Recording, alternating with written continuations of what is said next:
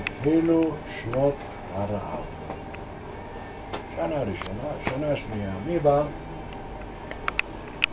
מלחמות יחזקאל כהן, תיעוד. האחים של יוסף. באו, יעקב אמר להם, רעב בארץ, לכו לפני שנמות. שמעתי במצרים, יש אוכל, לכו תביאו קצת. באו.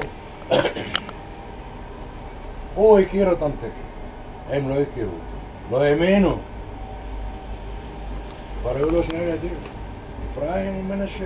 כאפרים או כמנשה? שם את מנשה, אומר לו, אתה תהיה מתורגמן כאילו אני לא מבין עברית. אני לא מבין את השפה שלך. אמר להם, אתם מרגלים. אנחנו מרגלים, מה אתה מבין?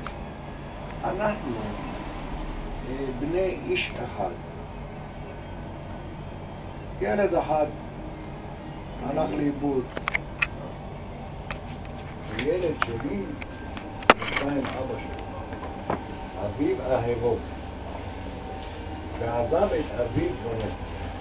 לא נוכל. הוא אומר, אתם משקרים, כולכם מרגלים. אם לא אראה את האחיכם הקטון, בוא, כולכם בבית סוהר. כאילו אם לא יראו אותו, רוצה לראות אותו מת. בנימין. אמרו אותו, מה נעשה?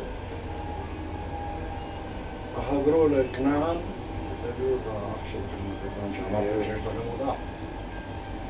בנימין, אחי ההוא, על יוסף. אחים של יוסף. כן, אחי בנימין. האמא מי הייתה? איך קוראים? רחל. שניים הביאה. יוסף ובנימין. יוסף ובנימין.